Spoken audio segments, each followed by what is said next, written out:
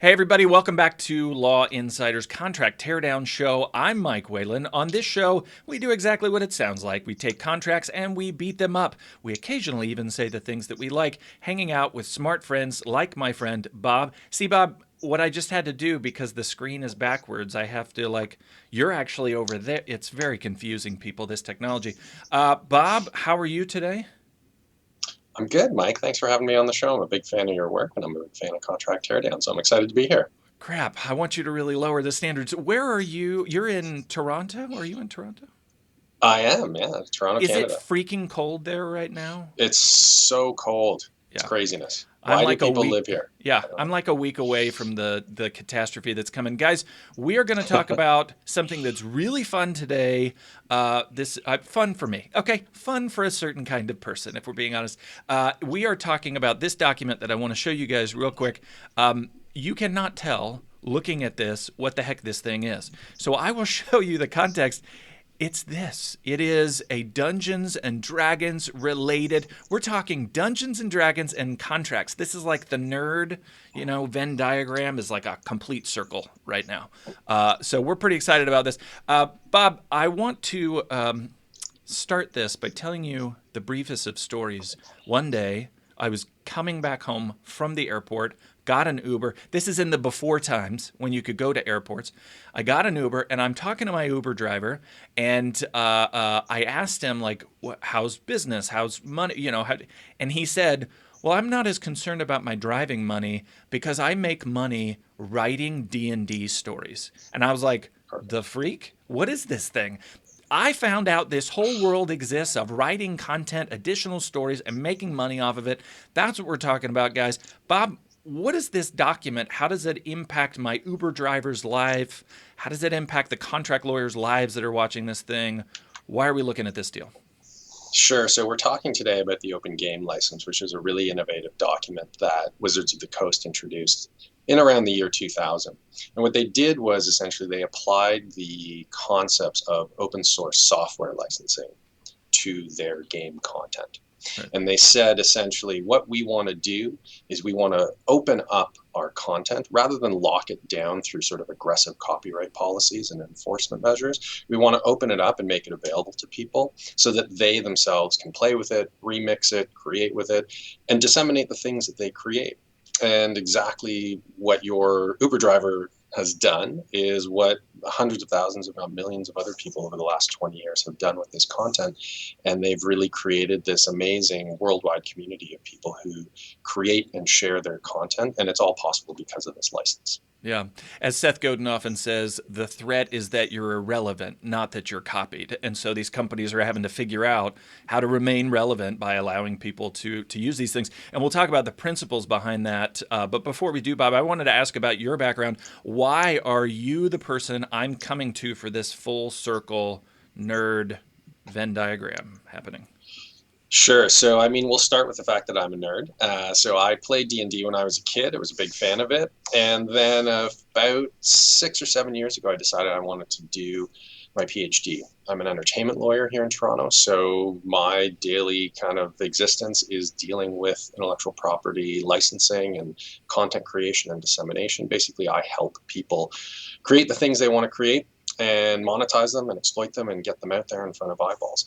And as I was trying to figure out what I wanted to do my PhD dissertation on, I had been aware of the open game license and kind of the innovation that it represented in the gaming space. And I decided it seemed like something that more needed to be said about. So, one of the kind of tests for doing a PhD dissertation is you want to contribute to the field, you want to contribute and write on something that hasn't gotten a lot of attention. And the open game license had not received very much of any academic attention. And so I became the kind of person who not only has played D&D, but has written 300 plus pages about the open game license and how it works and the consequences it's had in the role playing game community. Only a certain kind of weirdo is going to break this down. And the good news is we have a contract language talk show, people. So we are going to go through this. We're going to jump over to the document real quick, Bob. I want to start with where the document starts, up in these definitions. This is an interesting context, like you mentioned. There's the derivative material, product, the open game content, a lot of terms in here that, especially for the user, the person who's going to be working on this kind of material, is very new. Talk to me about the definitions. Do you like them? Are they written in a way that the people who are doing the writing can understand them? So I think one of the interesting things about the open game license is that it's actually a fairly elegant license in the sense that it accomplishes what it needs to accomplish in a really short amount of space, right? The license is only about a page and a half long. Um, Copyright licensing is complicated by nature, and so the license itself is somewhat complicated. I think they've done the best that they can. I do think you can tell that it's drafted by a lawyer, so there is, some excessive wording here, but I think the vehicle and the way that they've actually managed to express the goal means that they've accomplished that goal in a fairly admirable way. Now, if I could take just 1 second to make one observation and draw your attention to the third line of the contract, you will see a word there, which I'm pretty sure whoever wrote the open game license deliberately put that word in there kind of as an Easter egg. And so you'll see in the third line there that derivative material means copyrighted material, et cetera, et cetera. And then he uses the word potation. I have absolutely no idea what potation means. It's an archaic word. When I looked it up in the dictionary, it actually means something about drinking, used in Old English. And so to whoever wrote the open game license, and I have to confess, throughout my research, I wasn't able to figure out who that was. I would just like to salute whoever decided to insert potation into the drafting. The hat is tipped to you, sir or madam.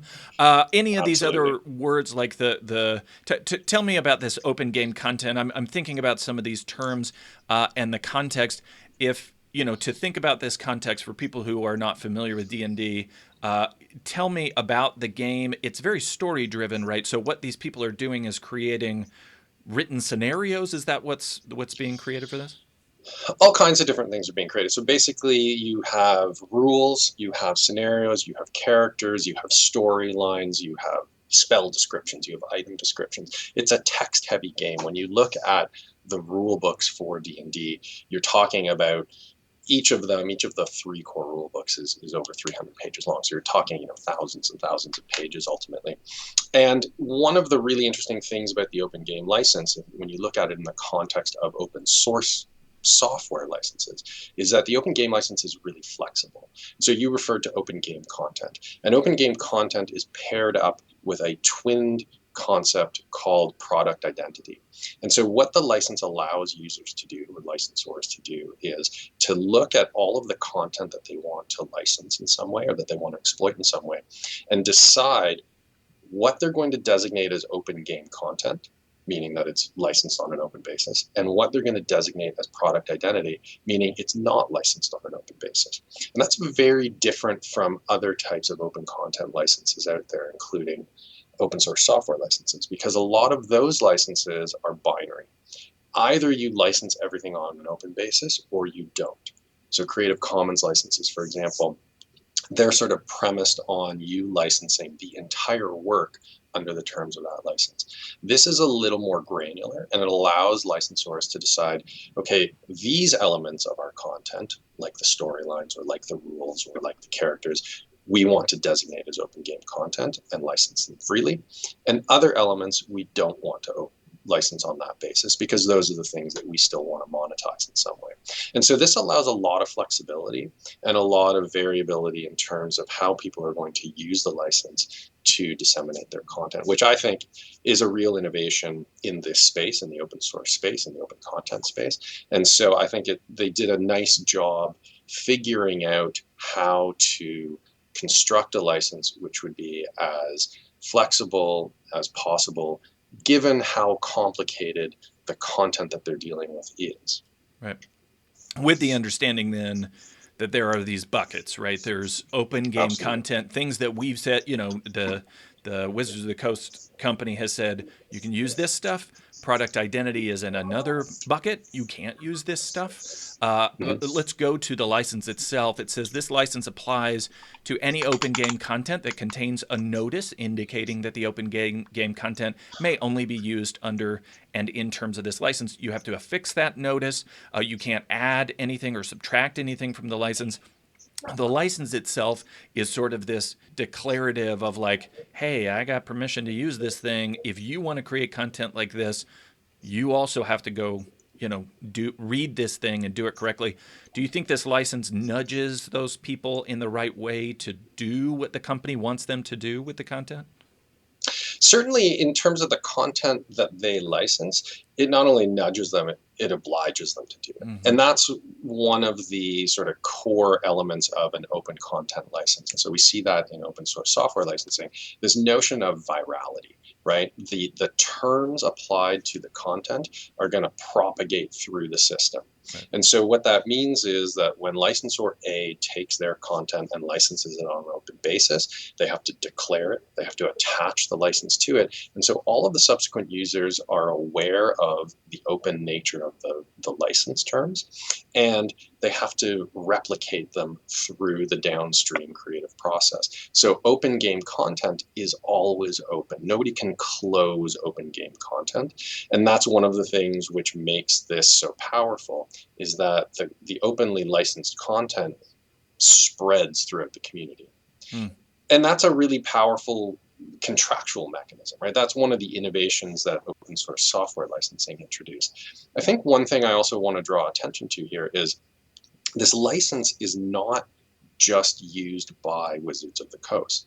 It's an agnostic license. Anybody can use the license. And what happened after the license was disseminated in the early 2000s was other people, other creators in the community realized, I can use this license as well. Any company can use this license, and they can use it for their own content. And so what you've seen over the last 20 years is this explosion of material which was created by all kinds of different companies and all kinds of different consumers. And there's this really fascinating kind of worldwide industry which has grown up around open game licensing. And companies and communities and creators use the license for all kinds of different games. It's not just Dungeons and Dragons. It's not just stuff created by Wizards of the Coast. There's dozens, if not hundreds, of games out there which have been licensed using the open game license.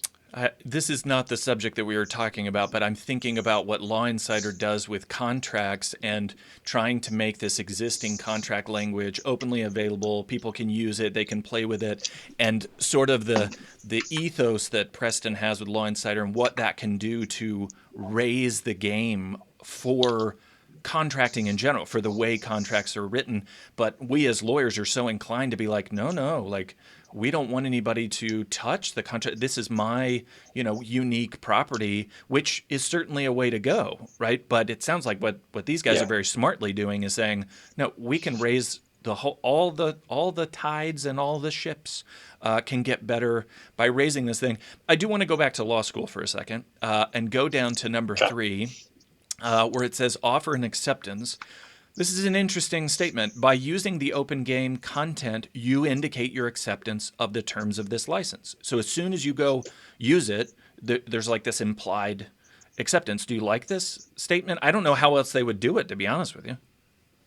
Yeah, I think it has to be formulated in that way. And courts have generally enforced these sorts of provisions. I mean, we see it in different contexts, like in, click-through license agreements and terms of service on a website where, even if somebody hasn't had their attention drawn to the terms in full, by use of the website or by use of the material which is behind the click-through license, you've sort of acceded to the license. And you're exactly right. I mean, I think you can't really structure a license in this way without that sort of mechanism. And it's tied to what we were just talking about a moment ago, which is the notion that you have to clearly indicate that the material is licensed using the open game license. And in fact, as we'll see, you have to attach a copy of the license to the material. Mm-hmm. And so people are put on notice of what it is that they are consenting to, and they're put on notice as to what the sort of scope of the permission that they've been given is. Because at the end of the day, when you're talking about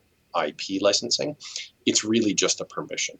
right? We talk about licensing in the guise of a contract, but it's a permission, right? The Right. permission has been delivered sort of in the form of a contract, but at the end of the day, it's a permission with certain metes and bounds and parameters to it. Yeah, and specifically in 4, it says the contributors, that being in this case Wizards of the Coast, grant you a perpetual, worldwide, royalty-free, non-exclusive license with the exact terms of this license to use the open game content. So there are qualifiers in there, but they're basically saying under these parameters, here's your permission, right? Absolutely. And I think the breadth of that license scope can't be underestimated, right? It's perpetual, it's worldwide, it's royalty free, it's not exclusive. So that really sets it out in the broadest terms possible. You don't have to worry about things like jurisdiction or your license running out because it was only for a limited period of time. You don't have to worry about making royalty payments. And I think on that note, one thing that's worth emphasizing here is there's no restriction in the open game license on monetizing the stuff that you create, right? People and people do monetize it. So you can absolutely take open game content and try and sell it. And that was the model that Wizards of the Coast used, right? They made the rules, they made their open game content available for free, and anybody can go to the Wizards of the Coast website and download all the rules completely for free. It's a Word document. Called the system reference document. Take all those rules, modify them as you see fit under the terms of the license. But then they sold the content through print hardback books. Right. So they added value to the content through things like illustrations and high quality paper and indexes and great binding. And so that kind of model of attracting attention through free content while also monetizing it using high quality material that people are going to be willing to pay for. That's really the model that Wizards of the Coast has ridden for the last 20 years and that other people in the community have taken advantage of as well. Right, and really in like 3 tiers. So there's like my Uber driver running his local game. You can even stream that game and get Patreon donations, and like they allow a lot of ways to monetize that. And then the next tier is they have a marketplace. You can go in and you can sell with its own set of rules. If you're going to sell on their marketplace, the rules are slightly different. And then if the dream is that the D&D people notice you, know your work, you become popular, and they bring you in and they, publish a hard copy book with you, and each of those has like a set of rules. And that the document that you mentioned that I pulled up, what was it called? The SRD? The system reference document. Yeah, and that it's a really cool page that tells you, okay, if you want to be this level of nerd, right? Like if you want to qualify for this level of nerd, here's what you get to do. Here's what. Going down to 7, speaking of the buckets, it talks about the use of the product identity. This is to remind you guys, this excluded category. You agree not to use any product identity. It's talking about, I think in here, these are the names, these are the the game mechanics, these things that you can't use. Is that right? This is this excluded bucket? It's the excluded bucket. You're absolutely right. And so just to sort of clarify, in case I hadn't made it clear earlier for listeners, what an individual licensor decides to designate as product identity is entirely up to them. And so people will sort of have bigger or smaller buckets of product identity. So one of the things that most people designate as product identity is things like trademarks. But you can use it to designate all kinds of things, and people get really creative with how they designate product identity. Sometimes people use it and say, look, everything that's on or in chapter 3 of this book is product identity. You can't use any of that stuff, but everything that's in chapters 1, 2, and 4 up, that's all open game content. And now this is one of the things where the license gets a little tricky.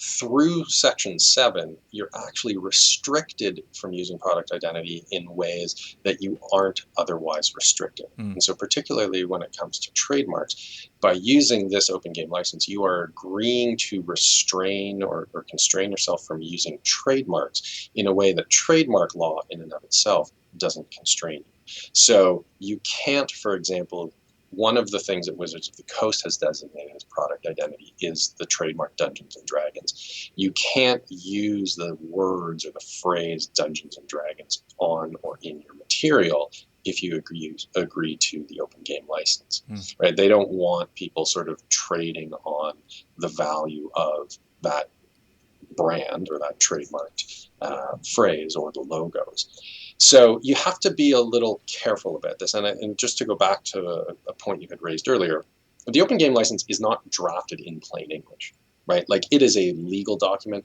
written by a lawyer and most easily digestible by lawyers. So one of the criticisms of the open game license that I came across in my dissertation research is it can be a little tricky to understand. You do have to spend some time absorbing the language and understanding how it all fits together. But for most people, once they sort of get over that initial kind of threshold of figuring out how to interpret legalese, they find that the use of the license is actually fairly intuitive. Yeah, and it's the relationship between the two documents, right? Or we'll call the second space the SRD and all the, they literally have a visual checklist, right, of which category you fall into, and it's the relationship between these two documents. It sounds like we've talked about this with like Twitter's terms of use versus their the rules so the rules are written more understandably, the terms of service or the terms of use are written more like a lawyer. So here's this document that gives you the legal backbone.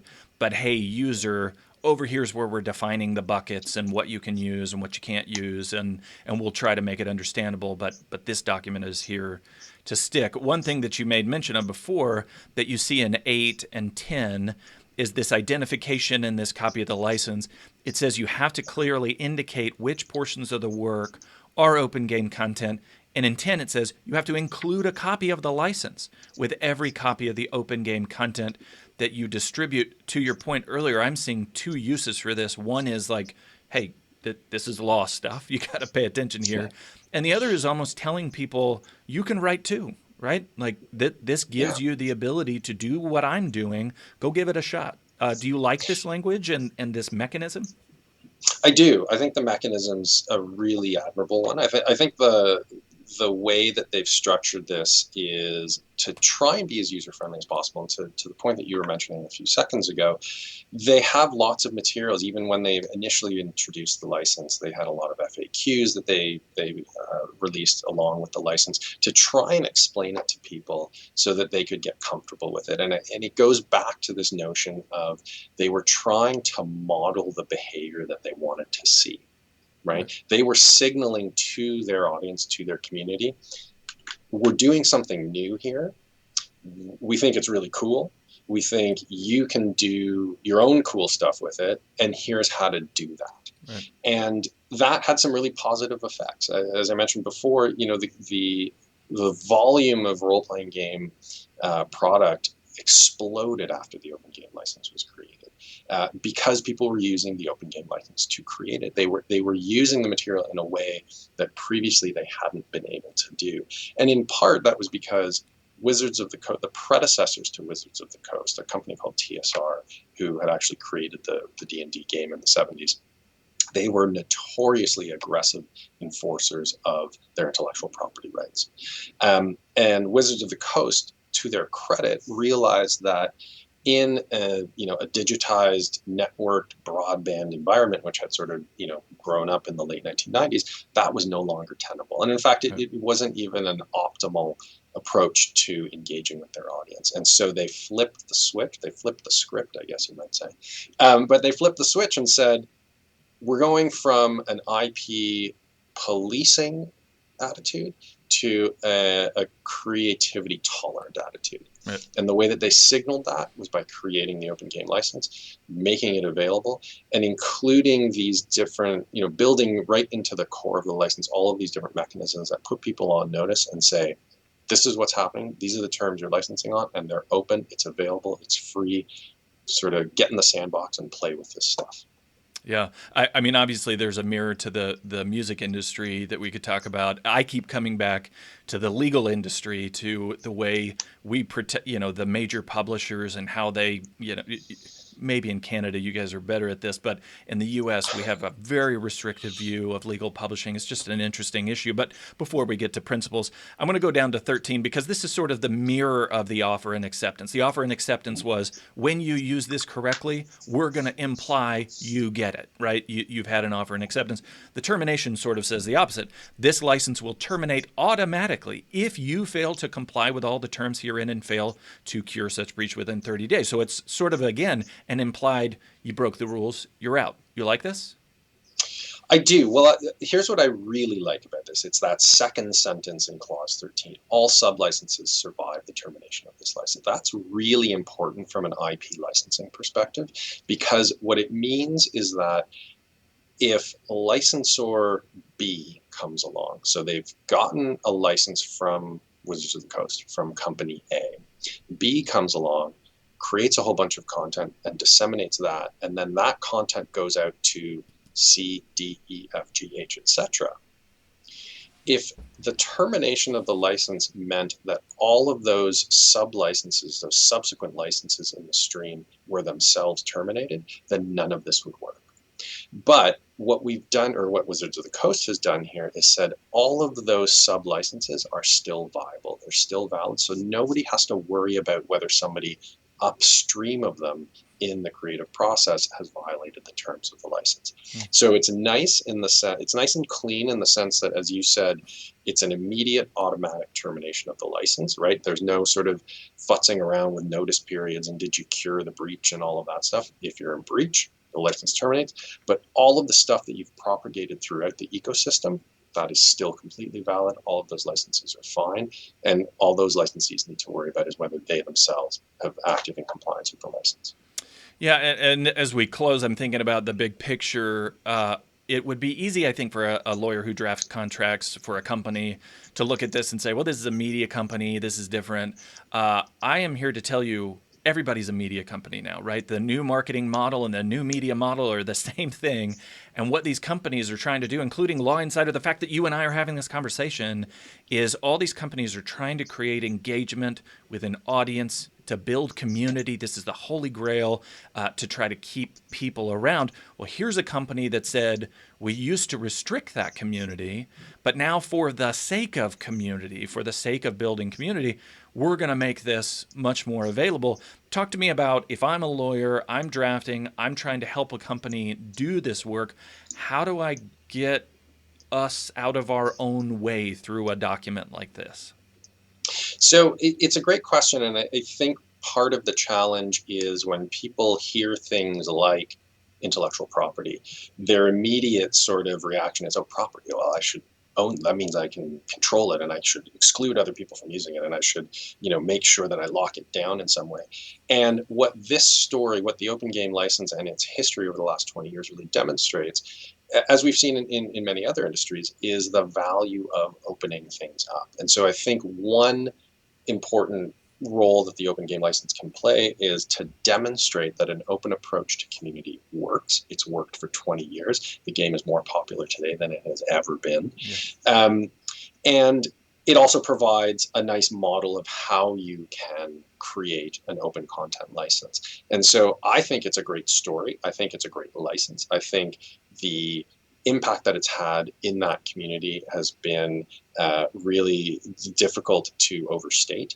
The community has grown, exponentially since the game was first released in the 1970s. And I think there's a direct causal relationship between that growth and the Open Game license. And when I was doing my PhD research, I interviewed many people who created companies using the Open Game license because they took the spirit of the endeavor and they said, let's accelerate our community creation so that we're not just a broadcaster, we're not just a company sitting here throwing stuff out into the universe and hoping that people buy it, but we're actually engaging in a dialogue and a creative conversation with people and making sure that they can take our content, they can access it, they can rework it for themselves, they can remix it, and then they can, not only respond to us, but then disseminate it on to other people in the community. And communities are all about dialogue, right?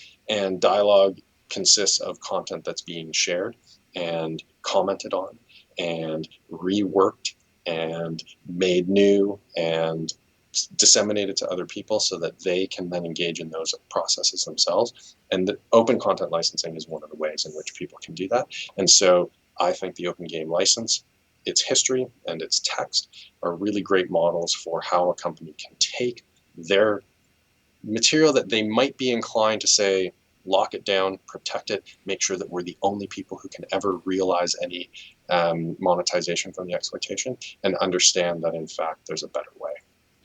That's right, you guys, Law Insider viewers. You can do contract teardowns too. You just can't use the term contract teardown or pictures of this beautiful face. Bob, thanks for hanging out with us. If people want to follow up with you and just dig into the nerdiness, my teenagers tell me this is the age of the nerd. If people want to live in the age with you, Bob, what's the best way to reach out to you? So I'm on Twitter at Bob Tarantino. I'm on LinkedIn. People can feel free to find me at Denton's in Toronto, Canada. I'm at bob.tarantino@dentons.com. Always happy to chat to fellow contract nerds, fellow D&D nerds, nerds of all stripes and flavors. Full Venn diagram. Guys, we will include links to that as well as the documents that we talked about over at lawinsider.com/resources. If you want to be a guest on the Contract Teardown Show, just email us. We're at community@lawinsider.com. We look forward to doing it. We will see you guys next time. Thank you again, Bob. Thank you, my real pleasure. Perfect. Finish.